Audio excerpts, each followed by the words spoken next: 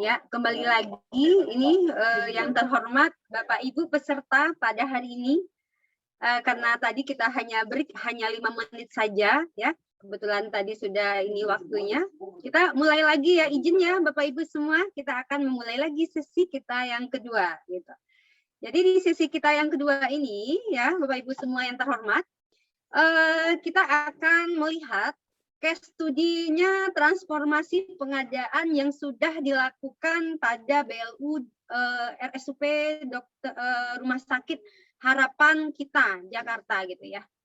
Nah, ini akan memberikan pengalaman yang case study-nya itu pemaparan adalah Mbak Eka Wara. Nah, Mbak Eka Wara ini sedikit saya ulas, beliau adalah fasilitator LKPP ya.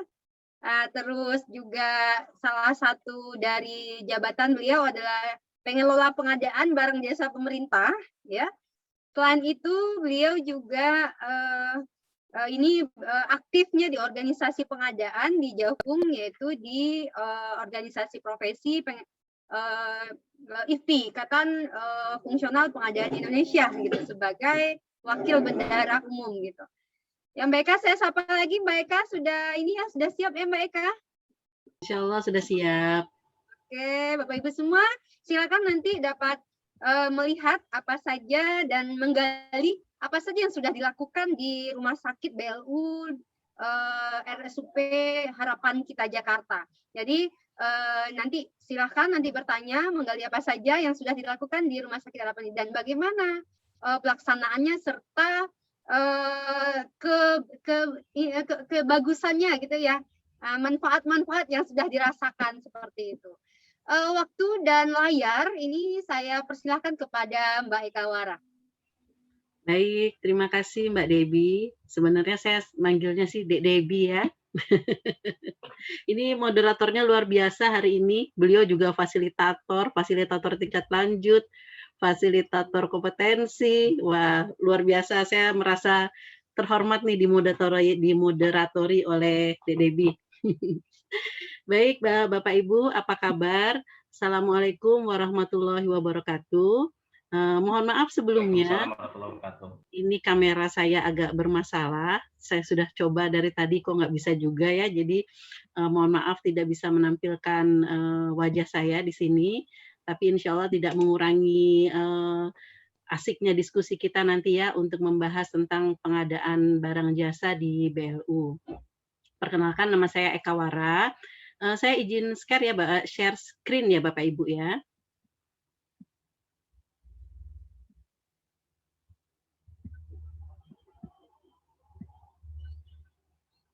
Sudah terlihat share screen-nya?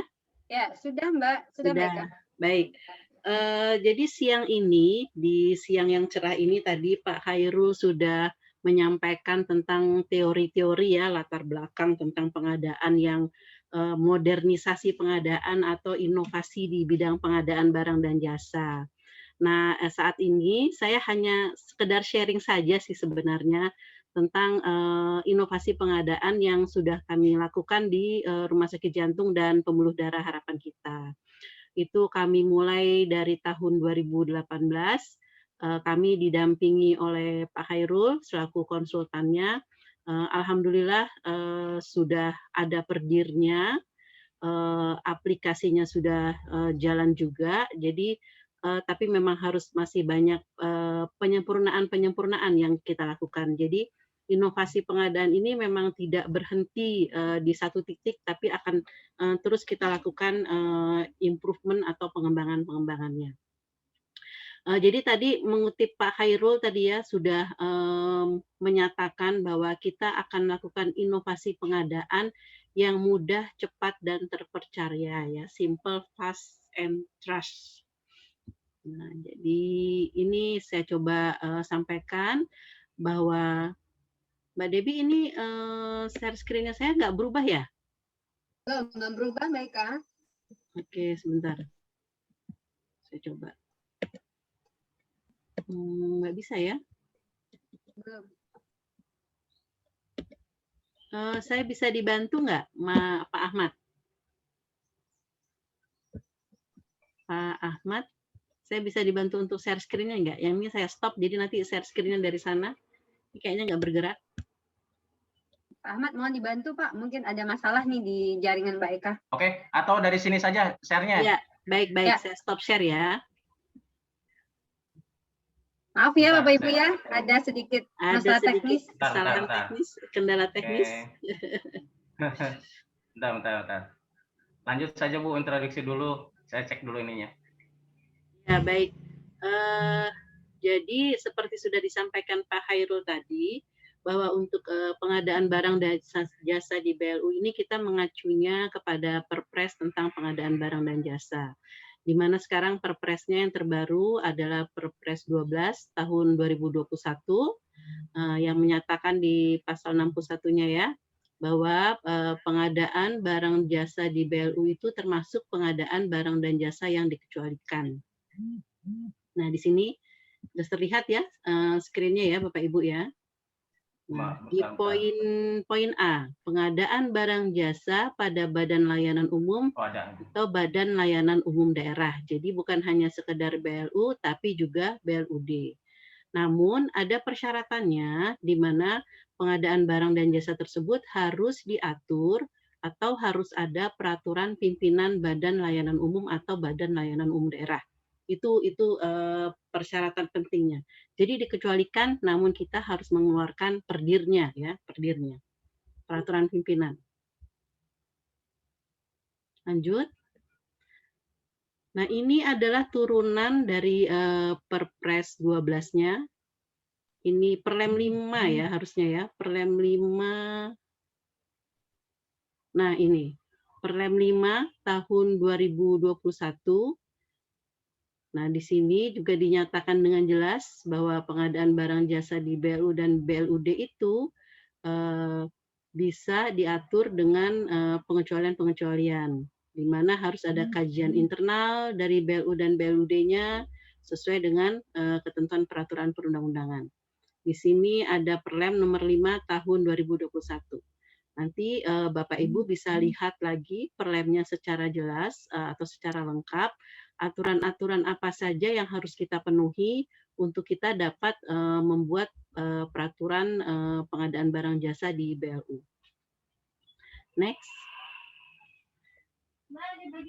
Maaf Pak, sepertinya yang terakhir bukan ini ya. Ada beberapa itu lagi ya. Oke deh, nggak apa-apa. Yang ini aja, nggak apa-apa. Jadi selain dengan Perlem sebelumnya Pak Ahmad, maaf. Selain Perlem Pak Hairul 5 tahun 2021 tadi, untuk yang badan layanan umum, bukan badan layanan umum daerah ya, bisa melihat juga Peraturan Menteri Keuangan. Di dalam Peraturan Menteri Keuangan tersebut, itu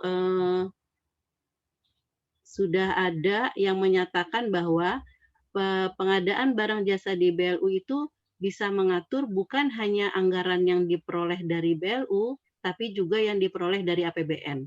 Itu PMK-nya nanti saya share PMK-nya, PMK nomor berapa. Jadi kalau yang badan layanan umum, nah ini nanti bisa melihat PMK tersebut. Jadi sudah lebih jelas sekarang bahwa yang diatur atau yang bisa kita lakukan pengecualian itu bukan hanya yang diperoleh anggaran yang diperoleh dari BLU, tapi juga anggaran yang diperoleh dari APBN. Ini saya coba mau share sedikit tentang analisa belanja Rumah Sakit Jantung dan Pembuluh Darah Harapan kita. Karena waktu itu kita mulainya di tahun 2018, maka yang ditampilkan adalah analisa belanja tahun 2017. Memang sudah agak kelamaan, tapi sebenarnya secara susunan anggaran itu tiap tahun itu tidak terlalu banyak perubahan. Apalagi yang terkait dengan belanja-belanja operasional gitu ya Bapak Ibu. Nah, yang perlu ditekankan di sini akan terlihat dari analisa belanjanya bahwa untuk belanja operasional rumah sakit itu sekitar 47%. Sementara untuk gaji itu 43%, sedangkan untuk belanja modal itu 10%. Jadi kalau Bapak dan Ibu lihat, untuk pengadaan barang dan jasanya sendiri 57% itu ada proses PBJ-nya. Nah, di sini bisa dilihat ada belanja barang, belanja operasional, belanja jasa, belanja pemeliharaan, dan sebagainya. Untuk yang rumah sakit saya rasa item-item belanja ini tentu tidak banyak perbedaan ya, bisa jadi sama karena kebutuhan rumah sakit itu biasanya sama. Oke, nah ini tadi sudah dijelaskan sedikit oleh Pak Khairul Rizal bahwa kalau untuk BLU itu kan ada pemasukan dan ada pengeluaran ya, dan itu dalam anggarannya itu dilakukan anggaran berimbang, artinya pemasukan dan pengeluarannya itu nilainya sama, seperti itu. Nah, di sini terlihat total income kami untuk rumah sakit jantung itu sekitar 900 miliar. Kalau sekarang malah sudah hampir 1T, di mana ada pengeluaran-pengeluaran yang senilai segitu juga. Tapi nanti pada saat realisasinya biasanya tidak dihabiskan ya, yang 900 miliar tersebut. Jadi masih ada simpanan atau kalau BLU itu kan sebenarnya tidak harus ada keuntungan ya. Jadi masih ada sisa belanja yang nanti disimpan kembali di rekeningnya BLU. Lanjut. Nah, ini kalau kita lihat lagi terkait dengan belanja-belanja operasionalnya. Ini dibuat, kita bikin perkiraan bahwa dengan kita melakukan inovasi pengadaan atau modernisasi pengadaan, maka potensi penghematannya itu bisa sampai 88%. Ini baru perhitungan saja. Nah, yang sudah kami coba itu baru di bahan makanan. Di bahan makanan nih kami coba untuk kita prioritaskan terlebih dahulu untuk kita lakukan modernisasi atau inovasi pengadaan.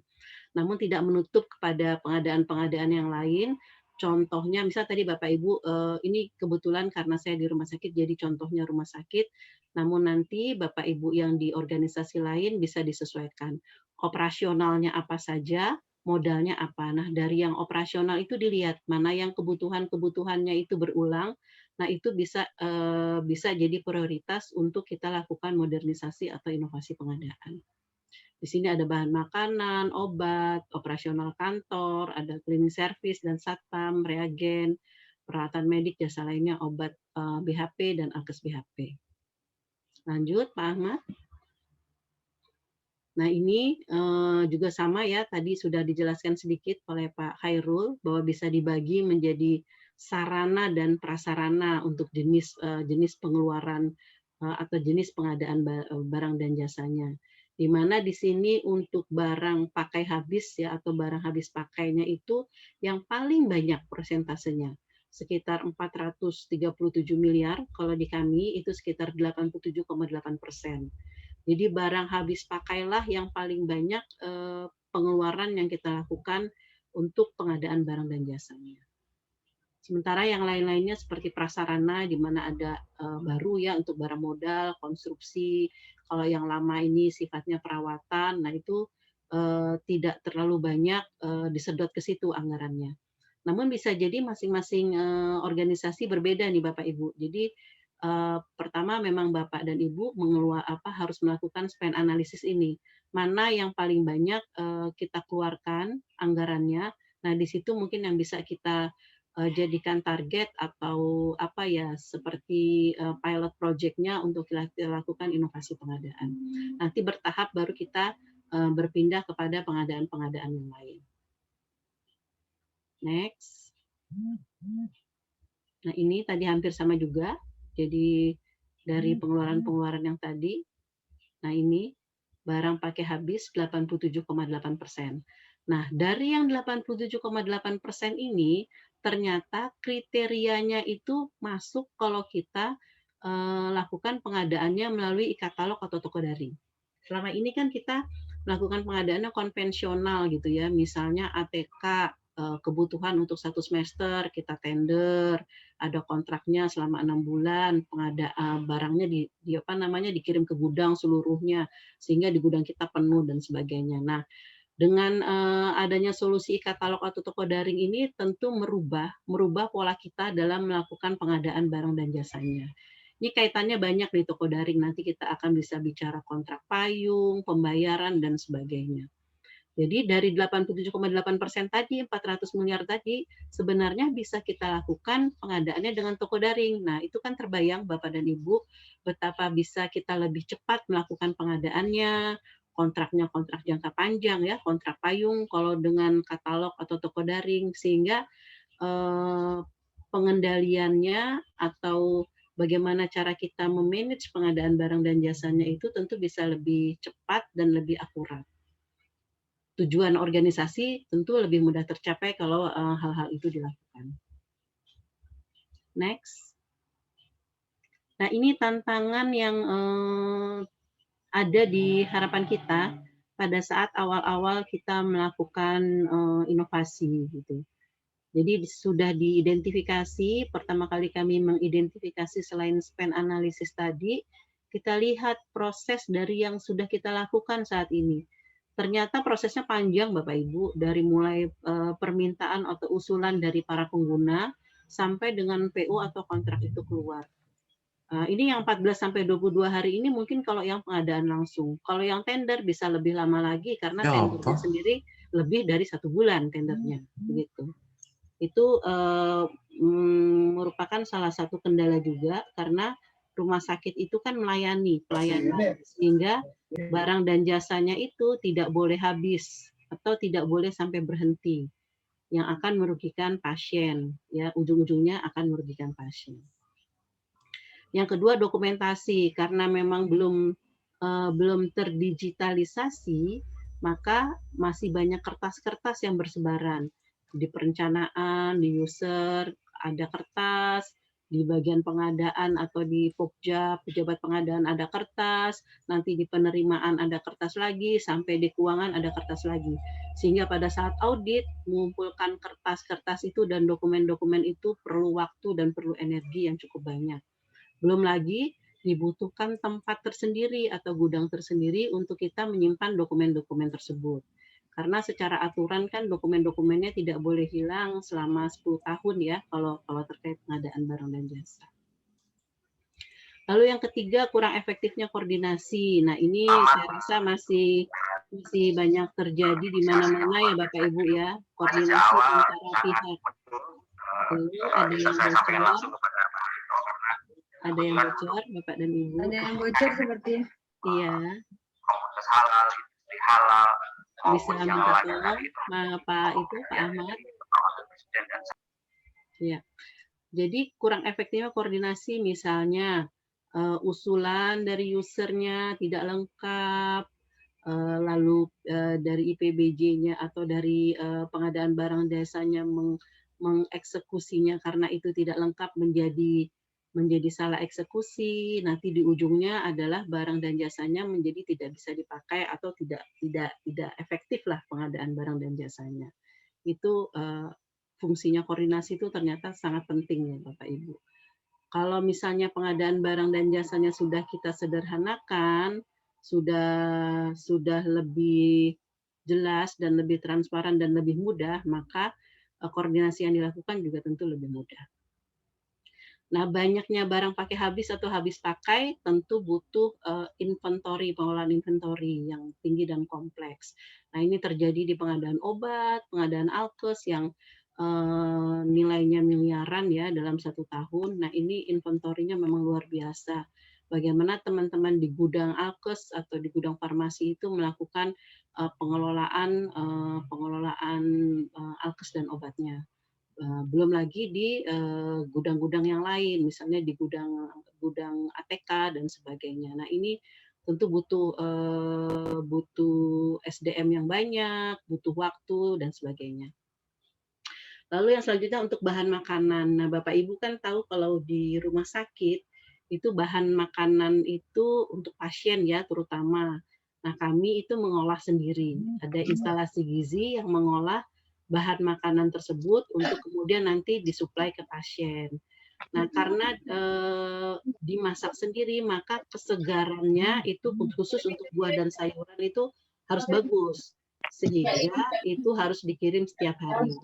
Nah, ini juga merupakan tantangan tersendiri ya Bapak Ibu ya, bagaimana caranya kita mengelola kontrak bahan makanan ini sehingga barang atau bahan makanan yang dikirim itu masih tetap segar. Nah, itu juga kejelasan asal-usul bahan juga penting. Lalu harga yang fluktuatif. Nah, harga yang fluktuatif ini kemarin menjadi kendala kami. Sehingga pada saat kami melakukan pengadaan bahan makanan itu dilakukannya per 3 bulan. Per 3 bulan karena harganya berubah-berubah terus setiap triwulannya gitu. Nah, itu juga menjadikan kerja di pengadaan itu menjadi ekstra karena per 3 bulan tender terus. Lalu yang terakhir yaitu program pemberdayaan UMKM atau koperasi atau TKDN belum efektif ya, karena kalau kita tender kita bisa jadi nanti yang sebagai penyedianya bukan UMKM atau bukan koperasi atau barang yang dibeli yang bukan komponen dalam negeri seperti itu. Lanjut. Nah, inilah tantangan-tantangan tadi yang menyebabkan kita ingin melakukan transformasi pengadaan di Rumah Sakit Jantung dan Pembuluh Darah Harapan kita. Alhamdulillahnya pimpinan kami itu sangat mensupport, kemudian juga mendukung bagaimana caranya proses atau program transformasi ini bisa berjalan dengan baik ya. Jadi merubah pola pengadaan yang transaksional menjadi strategik untuk mendapatkan best value for money. Nah, ini memang tidak gampang, sehingga kami strateginya adalah melakukannya dengan memilih pengadaan barang dan jasa tertentu dulu yang kami lakukan untuk kami melakukan transformasi pengadaannya. Secara perdirnya atau secara peraturan direksinya kami sudah punya, jadi itu bisa dipakai untuk pengadaan apapun. Namun terkait dengan inovasi lebih lanjut yang kami lakukan, kami memilihnya untuk pengadaan bahan makanan. Nanti di slide selanjutnya akan dijelaskan. Nah, ini teori ya, teori bagaimana mendapatkan best value for money. Jadi best value for money itu bisa kita dapatkan apabila kualitas barang atau jasa yang kita dapatkan itu lebih baik dari sebelumnya. Service level atau kinerja penyedianya itu juga lebih baik. Sedangkan total biaya pembeliannya itu lebih rendah dan waktu prosesnya itu lebih pendek. Jadi ini adalah indikator-indikator kalau Bapak dan Ibu ingin tahu apakah pengadaan barang dan jasanya sudah best value for money. Tadi kayaknya ada yang tanya itu tuh. Ini tentu bisa didapatkan kalau kita punya strategi pengadaan yang baik, terutama terkait dengan service level atau kinerja pelayanan penyedia yang lebih baik. Dengan kontrak yang jangka panjang, maka penyedia tentu punya kesempatan untuk memberikan kinerja yang lebih baik dan mereka bisa melakukan perbaikan-perbaikan kinerja tersebut. Misalnya kita kontrak 3 tahun. Di tahun pertama tentu ada kendala-kendala yang dihadapi. Di tahun kedua itu bisa lebih diperbaiki dan di tahun ketiga bisa jadi penyedia menyediakan level atau kinerja pelayanannya lebih baik dari yang kita harapkan. Mohon maaf Bapak Ibu, saya agak batuk sedikit. Maklum habis isoman.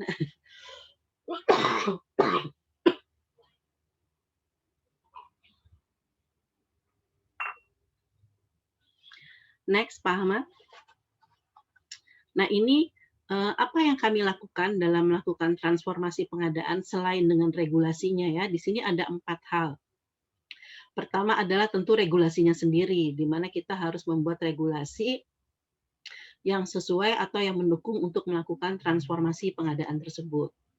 Yang keduanya ini IT. Nah, ini sudah harga mati ya Bapak Ibu ya. Jika kita ingin melakukan transformasi atau modernisasi, maka tidak mungkin kalau kita tidak mengembangkan sistem IT kita.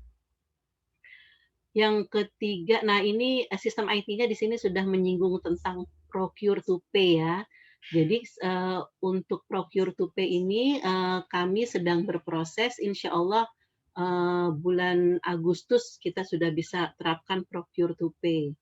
Jadi nanti mungkin besok akan dijelaskan lebih detail lagi ya tentang procure to pay itu seperti apa atau sistemnya seperti apa. Tapi yang pasti adalah bagaimana pengadaan barang dan jasa tersebut bisa dilakukan percepatan pembayaran.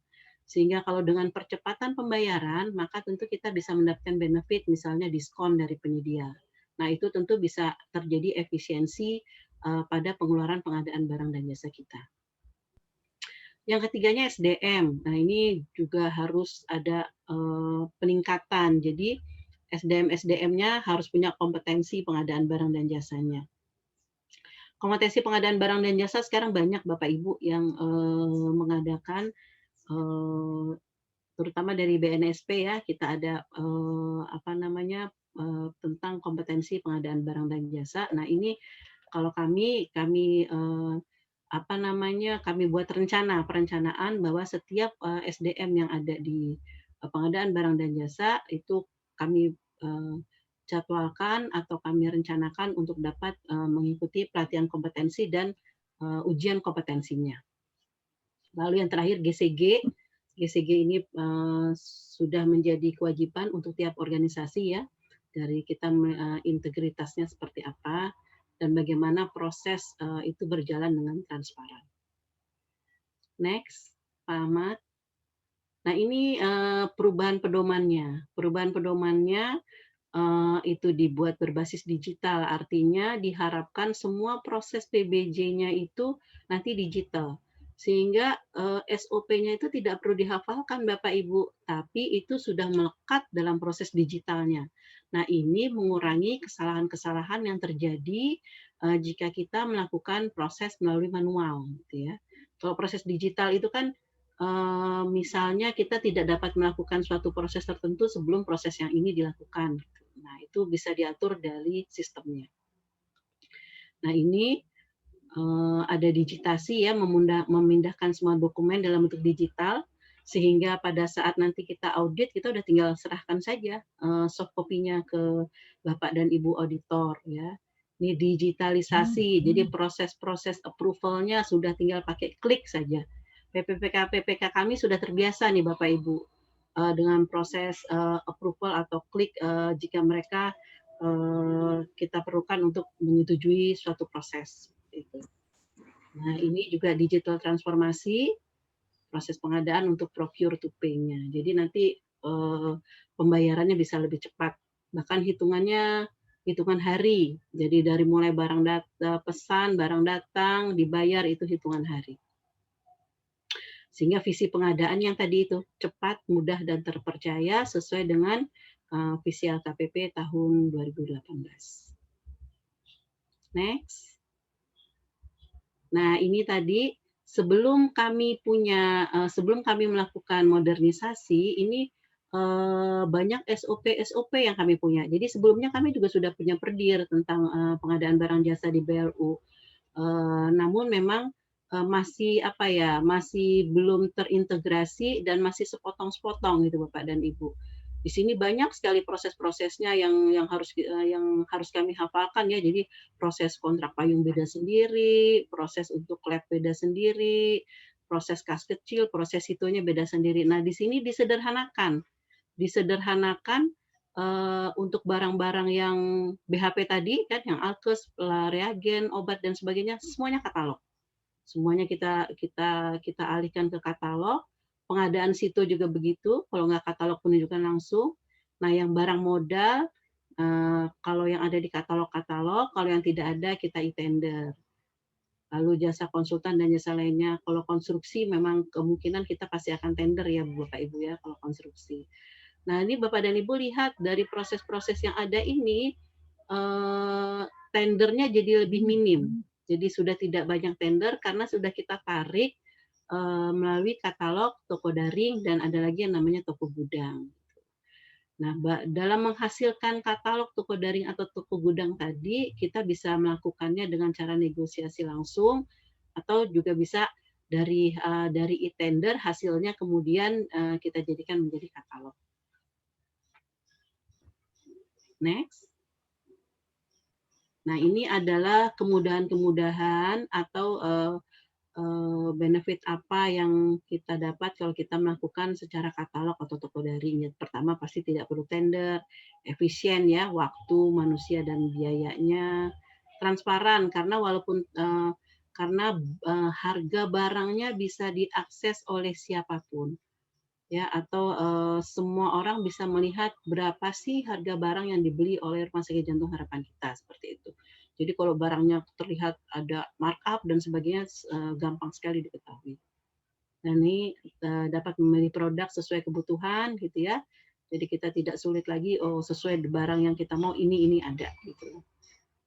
Akuntabel. Nah, di sini juga ada bahwa ini adalah mendukung program pemerintah. Next.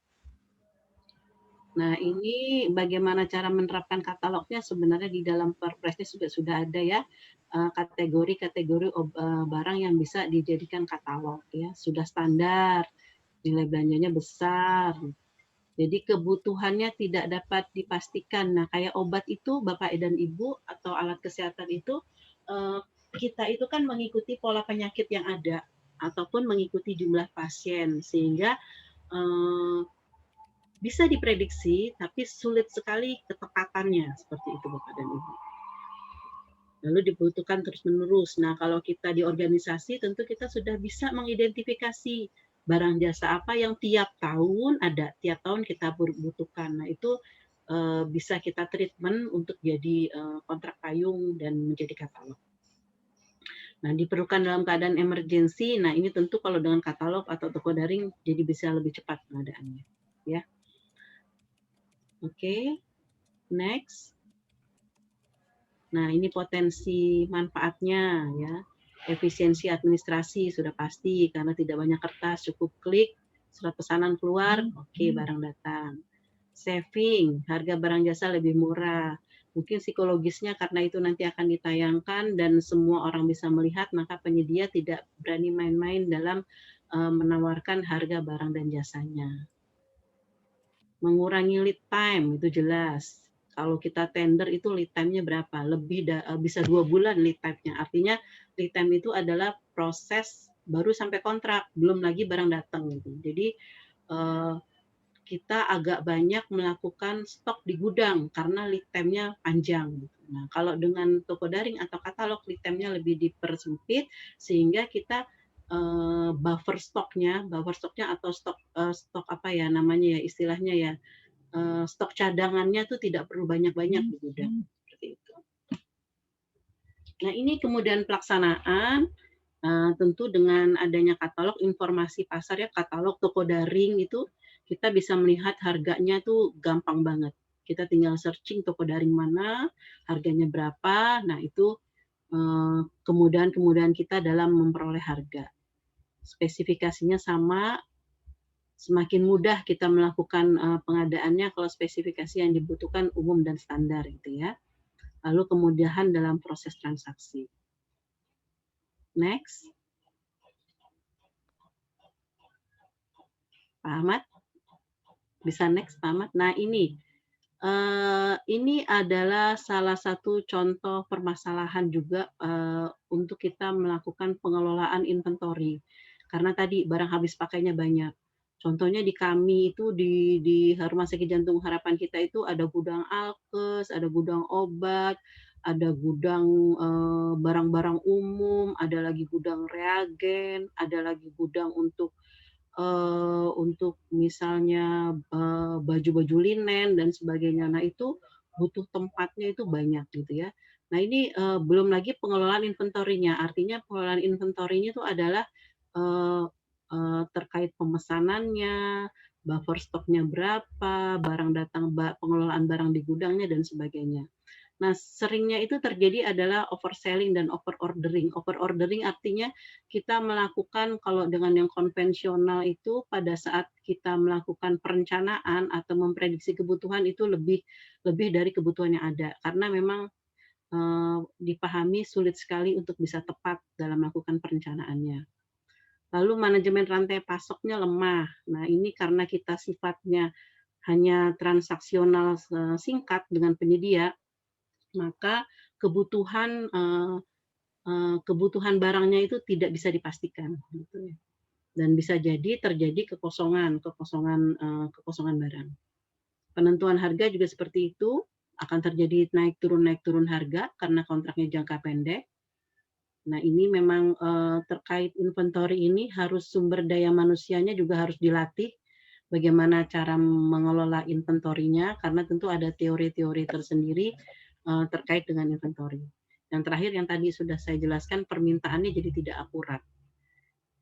Jadi bisa jadi berlebih sehingga terjadi barang expire atau malah kurang, belum sampai pada waktunya atau belum sampai waktu yang diperkirakan barangnya sudah habis sehingga terjadi kekosongan barang.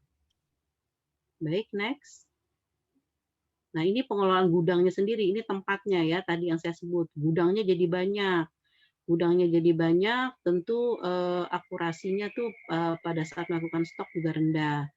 Letak gudangnya, wah ini gudangnya dicari-cari tempatnya, karena kami di rumah sakit tentu mengutamakan pelayanan. Akhirnya gudangnya nyempil-nyempil di mana-mana. Nah, ini pada saat kita melakukan rekonsiliasi jumlah barang yang ada di masing-masing gudang, ini juga jadi masalah.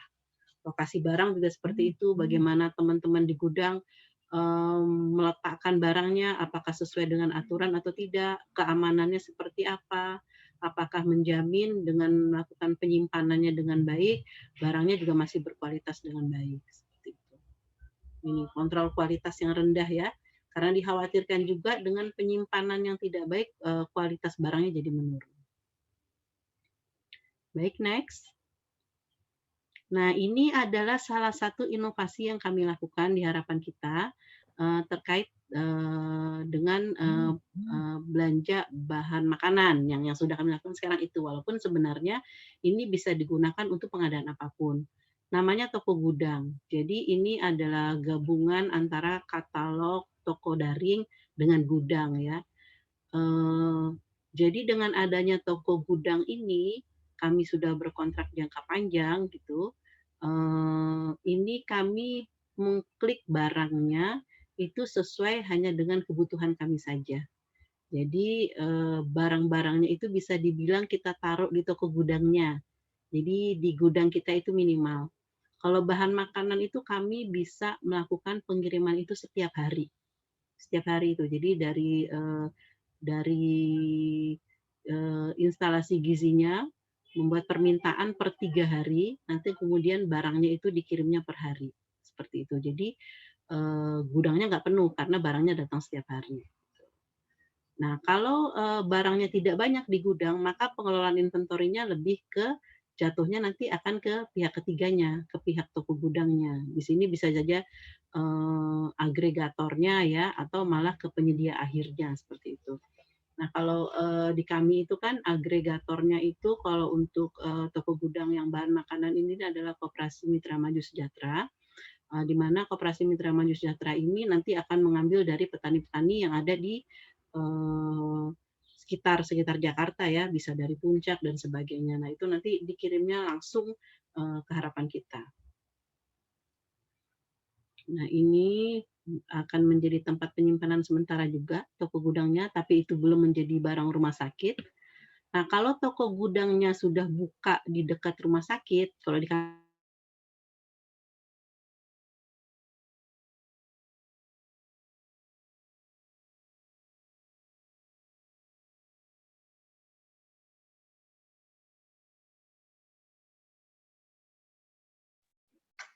Suaranya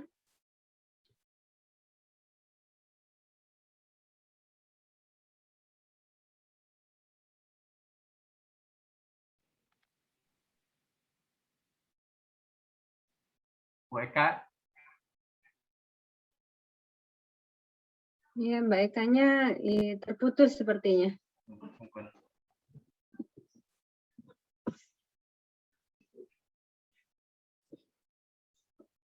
Kendala jaringan mungkin ya. Ya.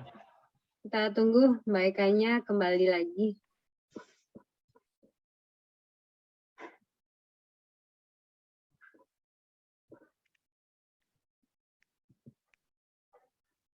Jadi Bapak Ibu semua, itu yang disampaikan oleh Bu Eka Wara itu yang sudah dilakukan di harapan kita gitu. Jadi ada toko gudang ya, seperti adanya katalog seperti itu. Cuma disebutnya toko gudang. Kalau di BLU kita kan nyebutnya apa aja ya, boleh gitu, sesuai dengan peraturan peraturan direktur atau peraturan pimpinan BLU kan ya, seperti itu. Sih ada beberapa pertanyaan, cuma BK-nya belum hadir. Ya. Ditunggu ya Bapak Ibu semua, mohon maaf ini mungkin BK-nya salah, jaringannya kurang bersahabat nih hari ini.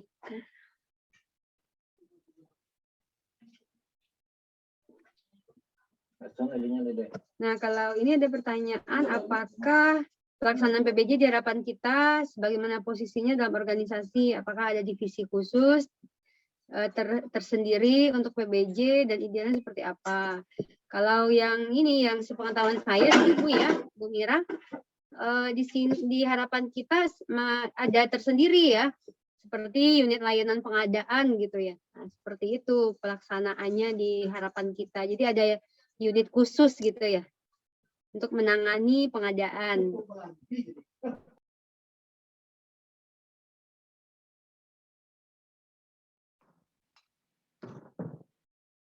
Mengingatkan kepada Bapak dan Ibu yang berasal dari instansi yang telah registrasi, mohon untuk mengisi absennya.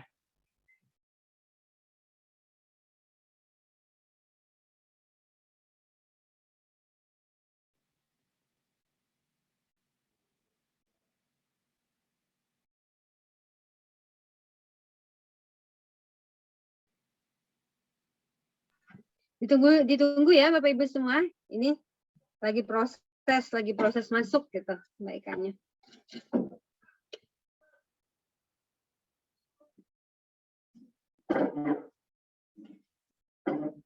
Nah, di sini ada pertanyaan dari Mbak Fitrianto ya.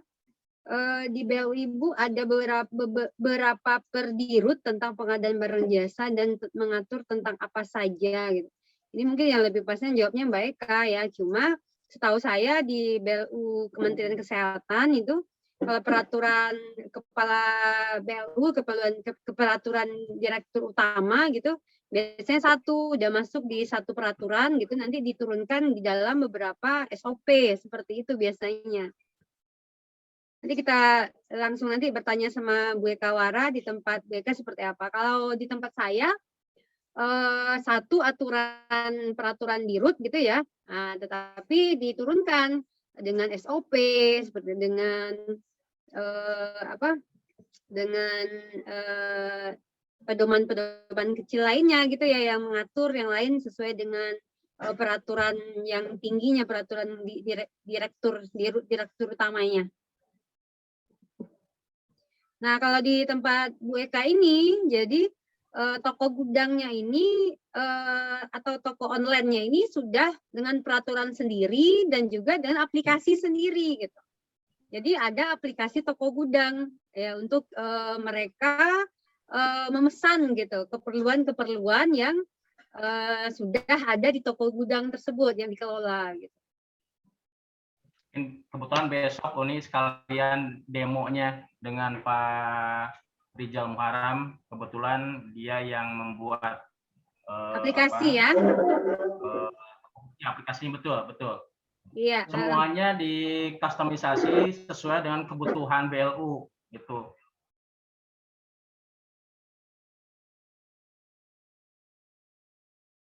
Jadi hari ini kita ada demo ya Pak ya? Ada demo ya? Ada demo aplikasi ya? Besok demo. Oh besok. Mungkin Pak Hairul bisa menambahkan Pak. Ya, besok insya Allah kita akan coba melihat bagaimana cara membuat perdir yang simple, fast itu.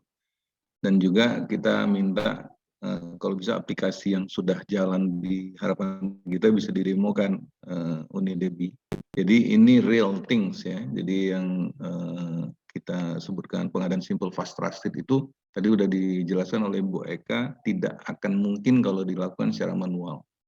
Dan itu harus dibuat secara digital. Nah, kita sudah membangun kebetulan itu termasuk salah satu program kerjasama IAPI waktu itu kita buatkan.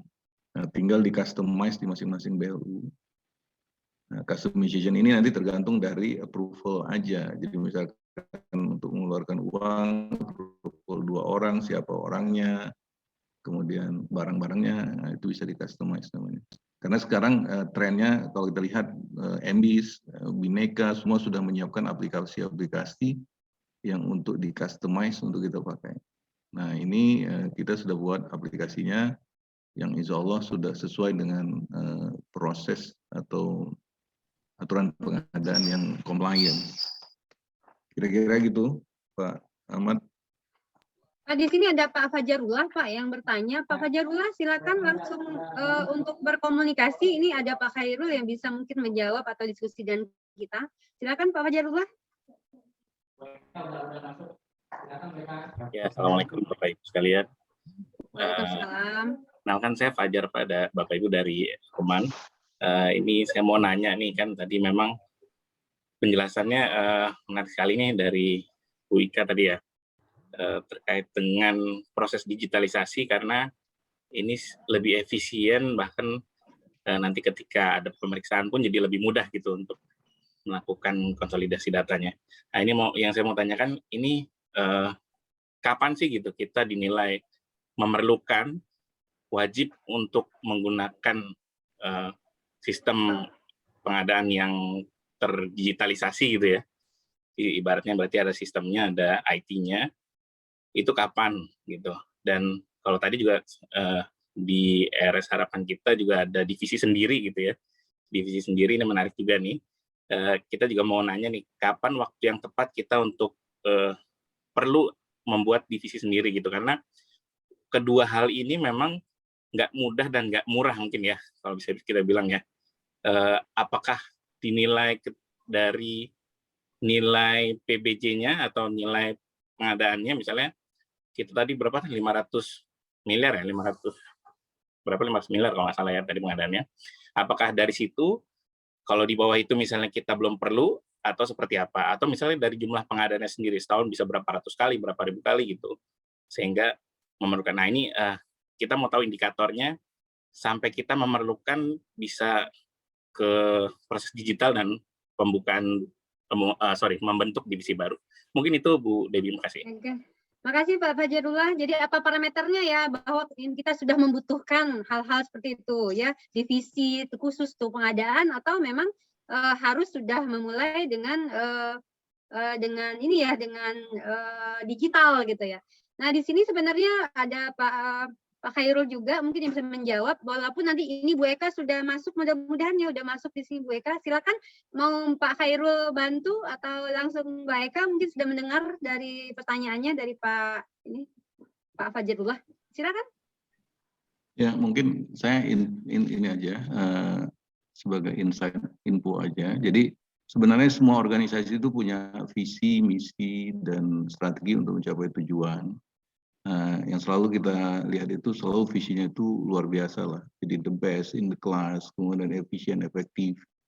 Nah kita tahu bahwa uang yang keluar dari satu organisasi itu kalau dikelompokkan hanya 3 dia. 1 untuk gaji, kedua untuk financial cost seperti pajak, insurans, dan lain-lain yang harus keluar. Dan ketiga untuk pengadaan. Nah kalau kita ingin melakukan efisiensi atau melakukan yang namanya value creation untuk perusahaan kita, yang selama ini kalau gaji kan kita langsung transfer, kalau pajak kita hitung, kita bayar. Nah satu-satunya hasil itu sebenarnya di pengadaan.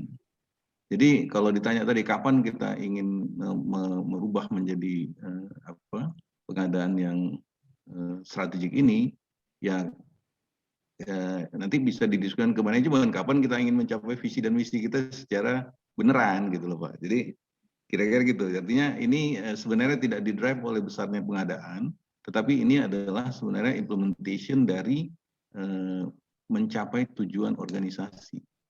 Jadi kalau ada perusahaan yang inginnya efisien, satu-satu yang bisa diefisiensikan adalah pengadaan.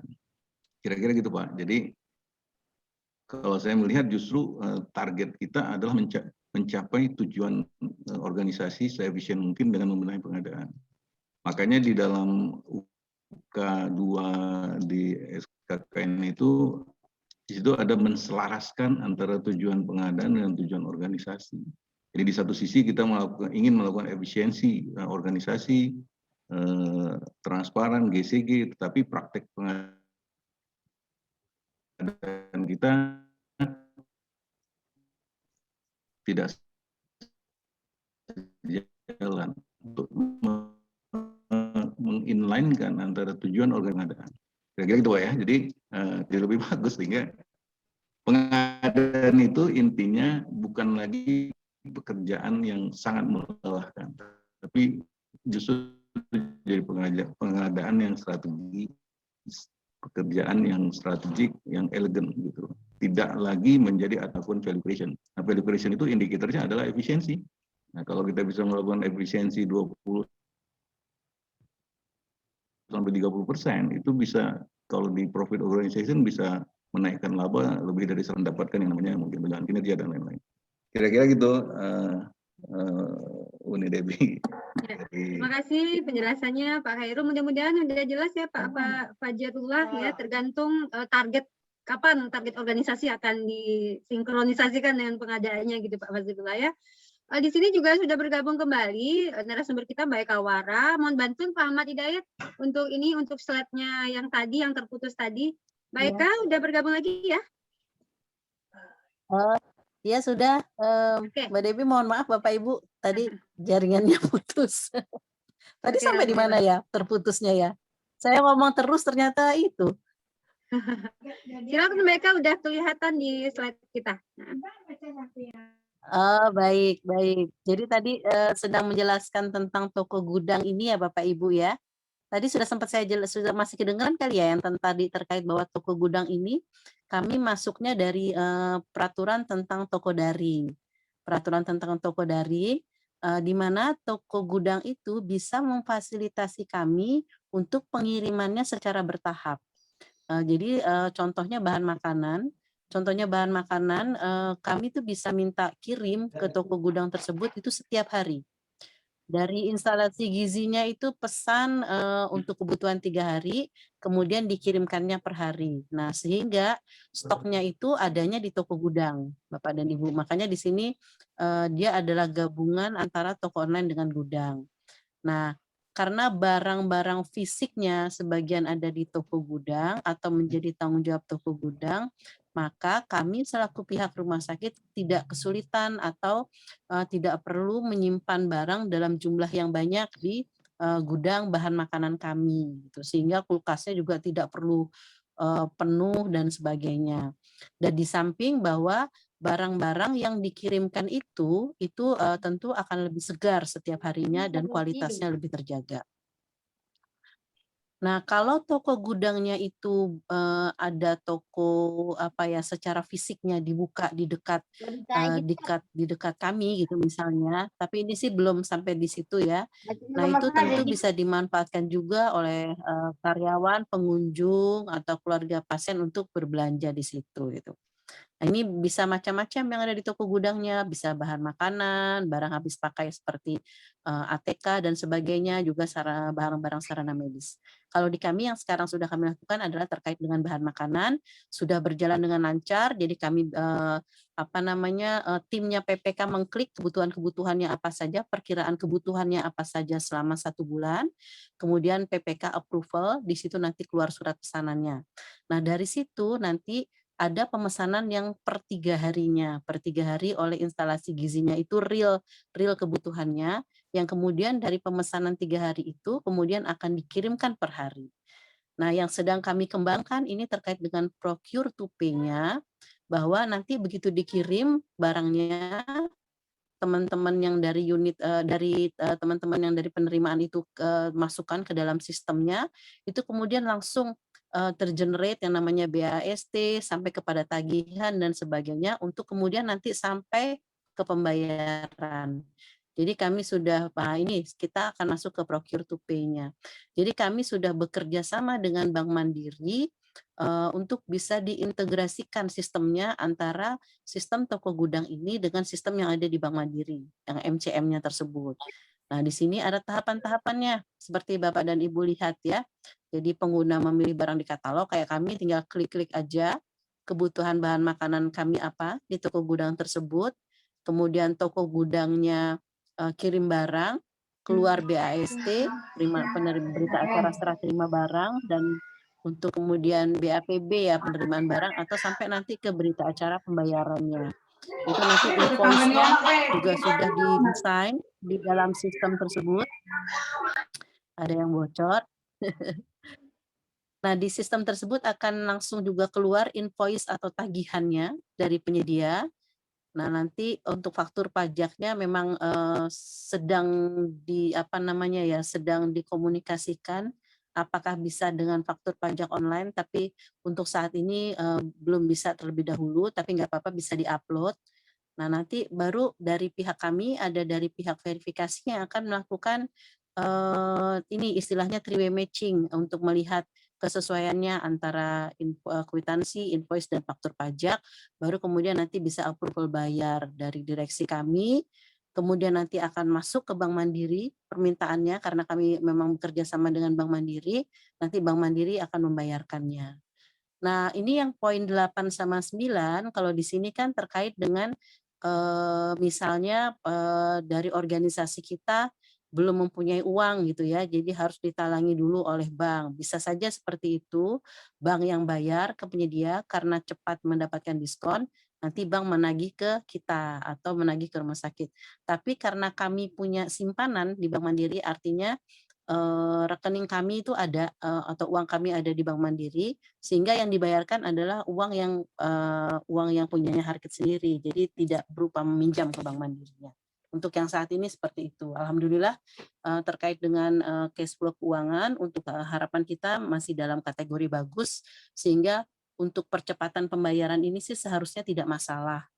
Justru sistemnya yang akan kita sempurnakan sehingga kami bisa mendapatkan diskon yang lebih banyak terkait dengan pengadaan barang dan jasanya. Next. Selesai kayaknya ya. Next. Ini hasil transformasinya ya. Nah, jadi tadi sudah dijelaskan juga beberapa hal terkait ini. Sebelumnya, Pak Ahmad, mohon maaf, hasil transformasinya. Nah, iya. Nah, ini adalah perubahan-perubahan, maaf Pak Ahmad, berubah lagi. Perubahan-perubahannya, Pak Ahmad, mohon maaf ya. Oke, berhenti di sini dulu. Nah, ini adalah yang kita lakukan perubahan-perubahannya ya. Jadi yang pertama peraturannya kita fokusnya pada administrasi dengan banyak kertas yang ada. Nah, kita bisa lebih fokus nanti dengan adanya digitalisasi. Kita tidak perlu memikirkan lagi tahapan-tahapannya seperti apa, tapi langsung ada di sistem, maka kita bisa fokus kepada pencapaian tujuan. Artinya kita bisa fokus kepada kualitas pengadaan barang dan jasa yang kita lakukan. Nah, di sini juga tujuannya tentu mencapai tujuan target dari organisasi, ya kan? Kalau kita pengadaan barang dan jasa ini kan kita supporting system. Kalau kita bisa mengadakan barang dan jasa yang berkualitas, tentu akan mendukung pelayanan. Pelayanan itu tujuannya adalah untuk melayani pasien kalau di rumah sakit. Nah, ini tata kelolanya terintegrasi dengan procure to pay. Nanti itu adalah tujuan kita. Organisasinya kita permanen, strategis dan independen. Artinya memang terkait dengan pengadaan barang dan jasanya ini diperdirinya sudah disusun sedemikian rupa bahwa kita independen dalam bekerja. Lalu SDM-nya dari yang sampingan kita sekarang sudah permanen semua, ada di IPBJ namanya kalau di kami, instalasi pengadaan barang dan jasa, dan kita upayakan dengan sudah permanen ini maka kompetensinya dapat ditingkatkan. Sistem informasinya sedang kami kembangkan juga untuk bisa lebih baik digitalisasinya. Nah, indikatornya ini, nah memang kita mengusahakan dengan adanya kontrak-kontrak payung. Untuk jasa kami juga sudah mulai kontrak payung Bapak dan Ibu. Jadi tidak tiap tahun misalnya kami mengadakan cleaning service atau satpam, tapi bisa 2 tahun sekali atau 3 tahun sekali baru kami lakukan tendernya dengan kontrak payung selama 3 tahun seperti itu. Jadi sedikit paketnya, prosesnya lebih cepat. Nah, prosesnya integrated ya.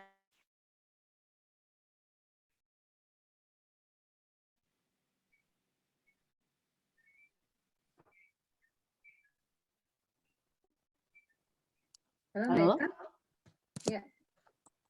Halo, sudah terdengar lagi, Bu Dewi? Ya, sudah Mbak, sudah. Sudah, ya, ini sudah terakhir, dan di sini terakhir adalah tentu dengan adanya efisiensi ataupun yang sudah kita lakukan menyebabkan biaya-biaya yang kita keluarkan juga lebih rendah, dan itu tentu menambah pemasukan bagi rumah sakit dengan menekan pengeluaran-pengeluaran yang ada. Oke, sepertinya sudah selesai. Terakhir, terima kasih Bapak dan Ibu. Semoga apa yang saya jelaskan tadi bisa bermanfaat. Selanjutnya silakan Mbak Debbie untuk tanya jawab. Oke, terima kasih Mbak Eka atas paparannya ya. Semoga menambah wawasan ya supaya teman-teman di sini yang BLU, BLUD dapat menyusun peraturan pimpinan BLU untuk diterapkan di tempat masing-masing ya. Mbak Eka, ini kita ada waktu sekitar 10-15 menit ini untuk kita diskusi ya. Ini ada dari Mbak Rina ini Mbak Eka. Mbak Rina ini bertanya nih, kalau di situ kan kelihatan tuh ada vendor ya. Nah, bagaimana Rumah Sakit Harapan kita melakukan pembinaan Mbak terhadap para vendor agar vendor itu tetap qualified gitu. Dan juga tadi kan ada pembayarannya itu langsung dengan bank kan gitu ya, dengan cepat gitu. Apakah untuk bank ini memilih bank ini untuk to pay itu apakah dilakukan dengan beauty contest ini pemilihannya atau bagaimana? Itu Mbak Eka. Baik. Terkait pembinaan ke penyedia, kita itu di dalam kontraknya kita ada yang namanya indikator kinerja penyedia.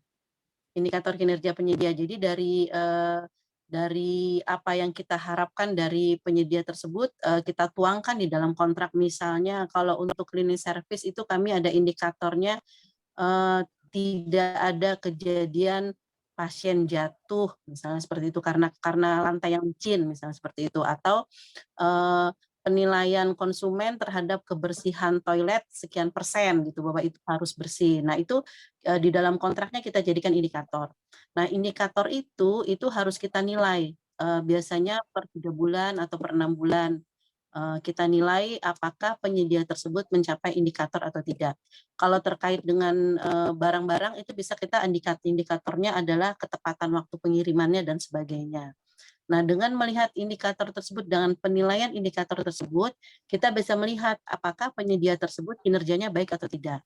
Untuk penyedia yang kinerjanya tidak baik, itu biasanya kita lakukan ada surat peringatan atau pemanggilan sekian kali. Misalnya dia tidak bisa memperbaiki kinerjanya, maka pasti ada opsi-opsi di dalam kontraknya untuk kita bisa melakukan pemutusan kontrak. Begitu sih bagaimana cara kita membina penyedia agar penyedia tersebut tahu apa yang harus mereka lakukan dengan indikator kinerja tadi, dan kita bisa melakukan penilaiannya secara fair gitu loh. Untuk kinerja penyedianya itu yang kami lakukan untuk penilaian kinerja penyedia. Nah tadi terkait dengan bank, memang pada awalnya ada beauty contest ya, pemilihan bank mana kita akan meletakkan uang kita gitu ya, atau mendepositokan uang kita, itu memang ada beauty contestnya. Waktu itu kami juga sempat dibantu oleh teman-teman dari Kementerian Keuangan bagaimana cara melakukan beauty contest untuk pemilihan banknya. Seperti itu Mbak Debbie. Oke, makasih Mbak Eka. Mudah-mudahan udah terjawab ya Mbak Rina, Bu Rina ya. Oke. Di sini juga ada Pak Virgo ini yang bertanya ini Mbak Eka, agak ini ya. Silakan Pak Virgo kalau ingin bertanya langsung sama Bu Eka silakan. Ini ada beberapa pertanyaan dari Pak Virgo. Pak Vigo ya, sebaiknya dikomunikasikan langsung gitu. Silakan. Oh, oke. Terima kasih. Terima kasih Bu Debbie. Bu Eka, mohon izin bertanya Bu, ada berapa yang pertanyaan pertama mau klarifikasi, sepertinya tadi kan di laporan keuangan tulis profit and loss. Kan kita tidak mengenal laporan laba rugi ya Bu ya, seharusnya bukan profit and loss. Tapi itu sambil lalu. Yang kedua, bagaimana perlakuan untuk kontrak yang lewat tahun Bu? Karena kan tadi Bu menceritakan ada dalam kontrak itu lewat tahun ya Bu ya, beberapa tahun, dan itu akan memudahkan dan lebih efisien gitu Bu. Nah itu apakah diatur sendiri oleh Perdirut di internal harapan kita, Harkit, atau mengacu juga kepada izin dari Menteri Keuangan, Bu. Itu yang pertama lah, Bu ya. Kemudian berikutnya lagi, kami pernah ada pengalaman, Bu, tapi itu yang menggunakan rupiah murni ya, Bu ya. Yang menggunakan rupiah murni itu adalah kontrak jangka panjang untuk pengadaan konsumsi, Bu. Misalnya di lembaga diklat itu kan kayak di Kementerian Keuangan ada BPK, ada Pusdiklat misalnya. Itu kontraknya 1 tahun. Tapi ternyata di tengah jalan kualitas atas konsumsi itu menjadi berkurang, sustainability-nya itu menjadi nggak stabil gitu loh, Bu. Akhirnya menurun gitu kualitasnya. Nah, yang dilakukan harapan kita untuk menjaga itu kira-kira apa ya, Bu ya? Sehingga itu bisa terus terjaga. Memang tadi ada kata-kata menjaga maintenance lah, yang menjaganya itu seperti apa itu? Karena kan kalau udah kadang-kadang nih udah kontrak gitu kita menang, ya udahlah, nggak mungkin diputus. Kalau putus kan kesalahan sama dia gitu. Yang penting kita pakai standar lah gitu, misalnya seperti itu. Nah, mungkin itu aja dulu, Bu, sementara yang bisa tanya. Terima kasih Bu Eka, Bu Devi. Oke, Baik, Pak Vigo. Langsung ya, Mbak Devi ya. Ya, langsung aja Mbak Eka, lihat waktu juga nih. Iya, baik. Iya, Pak Vigo, terima kasih tadi koreksinya terkait profit and loss. Iya betul Pak, BLU itu kan kita berimbang ya Pak ya, dan menyebutnya memang bukan keuntungan ya Pak ya. Tapi Laporan kalau ada rasional, laporan realisasi iya. anggaran aja, Bu. Iya, betul, betul. Baik Pak, terima kasih atas masukannya terkait dengan tadi slide-nya. Lalu yang kedua tadi terkait dengan kontrak jangka panjang. Nah, ini agak dibedakan Pak antara kontrak tahun jamak dengan kontrak payung. Di dalam Perpres pengadaan barang dan jasa pemerintah sendiri sebenarnya sudah diatur sih perbedaan antara kontrak tahun jamak dengan kontrak payungnya, seperti itu Pak. Kalau kontrak tahun jamak ini kan teman-teman Kementerian Keuangan lebih paham nih terkait dengan kontrak tahun jamak, di mana kalau kontrak tahun jamak itu kan sudah bisa dipastikan bahwa setiap tahun anggarannya ada, gitu ya Pak Vigo ya. Nah, sementara di kontrak payung ini tuh kita ada klausul Pak Vigo di kontrak payung ini. Jadi misalnya kita berkontrak jasa kebersihan gitu ya, misalnya seperti itu. Dan ini sudah kami lakukan. Kontrak jasa kebersihan 2 tahun lah, misalnya seperti itu ya. Nah, di dalam klausul kontraknya kita sebutkan bahwa di kontrak payungnya itu bahwa untuk kontrak pembelian atau kontrak pengadaan untuk tahun berikutnya itu akan dilakukan apabila anggaran sudah ada di tahun berikutnya itu, Pak Vigo, seperti itu. Jadi ada klausul-klausul yang menyatakan seperti itu. Itu yang membedakan antara kontrak tahun jamak dengan kontrak payung. Jadi kontrak payung itu terkait dengan jumlahnya dan sebagainya itu memang belum ada kepastiannya kalau di kontrak payungnya. Nah, itu akan jadi pasti apabila kita sudah mengeluarkan surat pesanan atau kontrak pembelian atau kontrak pengadaannya. Nah, itu yang menjadi pastinya di situ, Pak. Itu perbedaannya antara kontrak payung dengan kontrak tahun jamak. Jadi, kontrak payung itu bukan kontrak tahun jamak yang kita harus mengurus persetujuannya dari kalau itu kan ke Kementerian Keuangan ya, kalau kementerian ya Pak ya, begitu. Tapi kalau yang kontrak tahun jamak sama dengan tetap izin Kementerian Keuangan juga, Bu, tidak diatur tersendiri. Betul, iya betul. Kalau itu terkait dengan kontrak tahun jamak yang pelaksanaannya memang panjang gitu ya, misalnya konstruksi seperti itu. Nah, itu kita tetap izin gitu. Tapi kalau yang terkait kontrak payung ini berbeda. Ya, di Perpresnya sendiri sudah diatur, namun kalau kita ingin lebih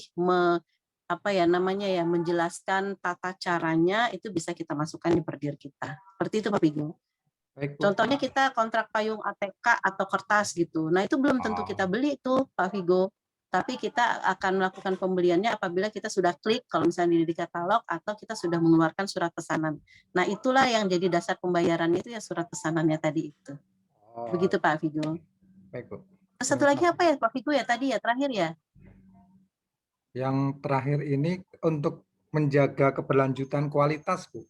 Karena kan menjaga keberlanjutan kualitas. Bu, untuk kontrak konsumsi ya Bu ya. Konsumsi itu di awal-awal masih enak, masih bagus, tapi lama-lama tengah jalan semakin mengecil, semakin kurang enak. Nah, untuk menjaga itu bagaimana? Iya, baik.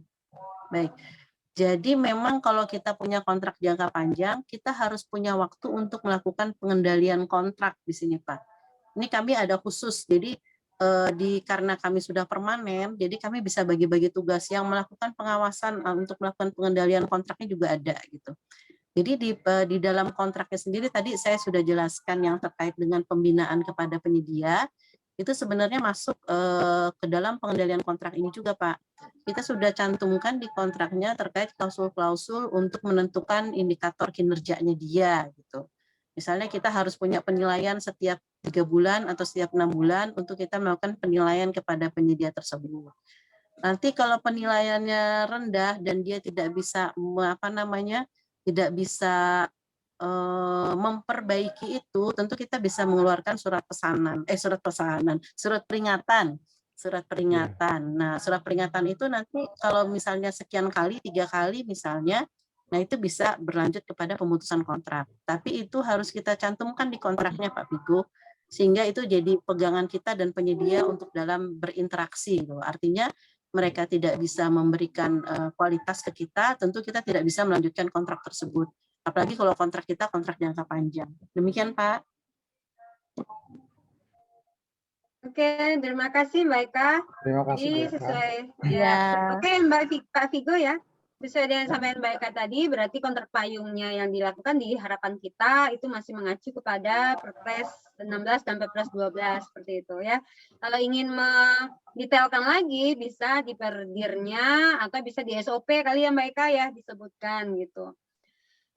Dan juga Ya, pastinya betul. harus ada penilaian kinerja. Nah ya, walaupun itu kontrak jangka pendek, jangka panjang gitu ya, atau pendek banget gitu, tetap namanya indikator penilaian kinerja itu tetap harus ada ya di dalam perencanaan dari kita berkontrak seperti itu. Kita Mbak Eka ya.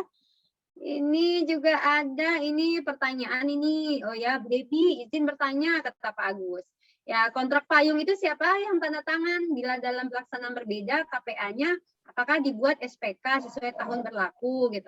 Nah, sebenarnya kalau kontrak payung ini yang menandatangani adalah pejabat penandatangan kontrak pastinya Mbak Eka ya. Atau bisa Mbak Eka untuk lebih menjelaskan Ya. lagi silakan. Mbak Dewi bisa itu. Kontrak payung kan kalau di dalam perpresnya itu kan pejabat ya. Sebenarnya pejabat ini kan banyak kriterianya ya. Kalau misalnya kemarin kami kontrak payung untuk beberapa rumah sakit itu yang menandatangani direktur.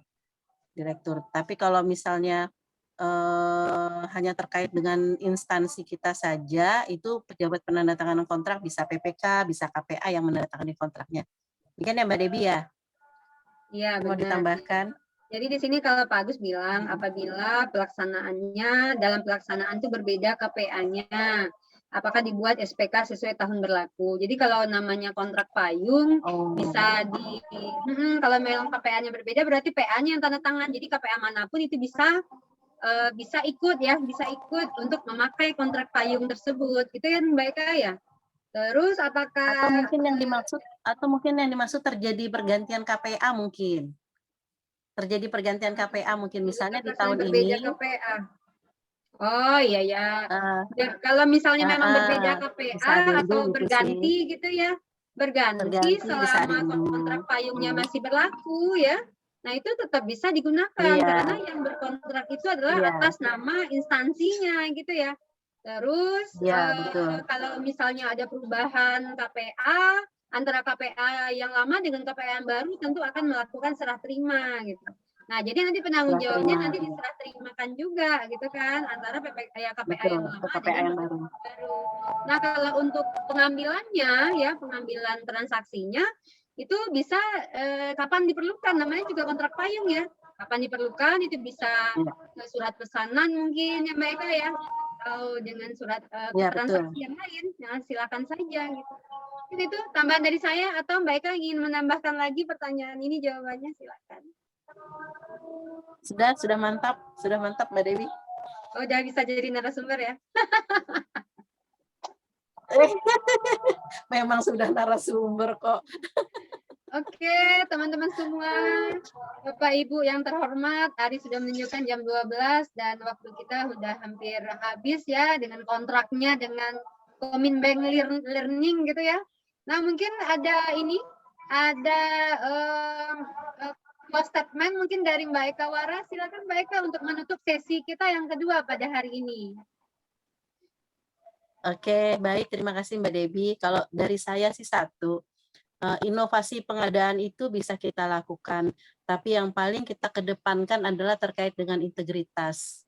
Karena kalau integritas belum berjalan dengan baik, maka inovasi apapun yang dilakukan itu akan sulit untuk dijalankan. Itu aja sih Mbak Debbie, terima kasih. Oke, bagus sekali close statement-nya. Yang penting integritas. Apapun itu, kalau tidak berintegritas, tidak akan jalan. Benar kan seperti itu ya? Oke, terima kasih untuk Mbak Eka ya. Aplaus buat Mbak Eka ya. Terima kasih atas sharing session-nya. Terima kasih Ini Mbak Debbie. Mbak Eka, tapi penutup ini, maaf, ini masih ada. Kalau untuk pengembangan di harapan kita ini Mbak, untuk integrasinya ke sistem yang baru, kira-kira biayanya berapa nih Mbak? Gitu. Kalau itu jangan tanya saya kali ya, tanya Pak Khairul kali. Nah, bagi teman-teman, Bapak Ibu semua yang ingin buat pengembangan ya seperti harapan kita, itu juga bisa bekerja sama dengan ini, dengan Komimbank ya Pak. Ya Pak, ya Pak Ahmad Hidayat ya, boleh nanti dengan Pak Khairul ya, boleh dengan Yapi juga. Jadi Mbak Eka, sebenarnya ini awalnya kan kita mulai dulu tahun 2018 dengan Pak Fadli dari LKPP, karena beliau menginginkan ada model yang jalan. Nah, kemudian kita waktu itu bicara di IAPI, kebetulan saya ketua bidang kerjasama. Nah, ini kita jadikan program. Jadi sebenarnya almost at no cost, cuman kita karena konsentrasi kita ada di training dan sertifikasi, tapi jangan lupa ya sertifikasinya ke kita gitu aja. Oh, sangat mudah ternyata ya Bapak Ibu. Jadi ini juga menjadi bahan kita nanti di dalam training sertifikasi. Bagaimana kita membuat perdir, bagaimana kita menjalankan aplikasi yang benar. Nah, jadi kaitan kita ke sana, Mbak Eka, Uni Debbie. Jadi seperti kita dengan Uni Debbie nih. Nah, kita minta nanti semua sertifikasi dan pelatihannya kerjasama dengan IAPI gitu loh kira-kira. Oke, ternyata Bapak Ibu semua mudah sekali ya kalau ingin menerapkan transformasi yang ada di harapan kita ya. Yang penting, yang aslinya adalah kayak seperti Mbak Eka bilang tadi adalah integritas, dan Pak Khairul juga bilang yang penting adalah sumber dayanya itu juga berkompetensi. Nah, kompetensinya nanti kerjasamanya dengan Pak Khairul dan teman-teman. Nanti silakan nanti ya berkomunikasi lagi. Mudah-mudahan mendapatkan pencerahan hari ini ya teman-teman semua, Bapak Ibu yang terhormat. Ya, dan dapat pikiran untuk bagaimana kita mengembangkan nanti, atau mau bekerja sama juga dengan Pak Khairul juga silakan ya nanti komunikasinya seperti itu. Mungkin dari saya yang menjadi moderator yang mendampingi 2 sesi pada hari ini ya, mengucapkan terima kasih atas perhatian dari Bapak Ibu semua yang terhormat ya. Kalau ada kesalahan saya dalam melakukan pendampingan gini ya pada hari ini, saya mohon maaf karena tidak ada yang tidak khilaf ya, tidak ada gading yang tidak retak seperti itu. Saya mohon maaf gitu. Mungkin kita bisa bertemu lagi untuk besok ya di sesi ke-4, 3 dan ke-4 gitu. Semoga kita semua dalam keadaan sehat dan tetap dilindungi oleh Tuhan Yang Maha Esa. Amin ya Rabbal Alamin. Saya kembalikan kepada Pak Ahmad Hidayat. Silakan Pak. Terima kasih. Assalamualaikum warahmatullahi wabarakatuh.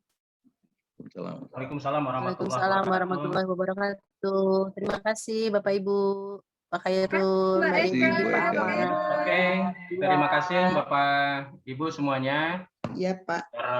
Khusus untuk Uni Debbie yang luar biasa gitu. Masih ada tugas 1 hari lagi Uni besok.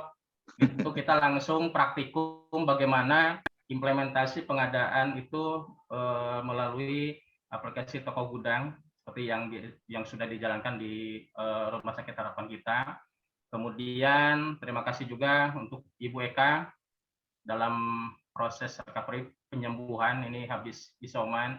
Semoga saja cepat sembuh dan saudara-saudara kita yang lainnya. Kemudian Pak Khairul, terima kasih. Pak Khairul juga ada tugas besok 1 hari lagi bersama dengan Pak Rijal, sama-sama Rijal gitu. Kemudian Bapak dan Ibu semuanya yang hadir, terima kasih. Untuk link Zoom-nya nanti di-share di grup untuk hari yang kedua. Terima kasih sekali. Assalamualaikum warahmatullahi wabarakatuh. Selalu jaga kesehatan. Waalaikumsalam. Jangan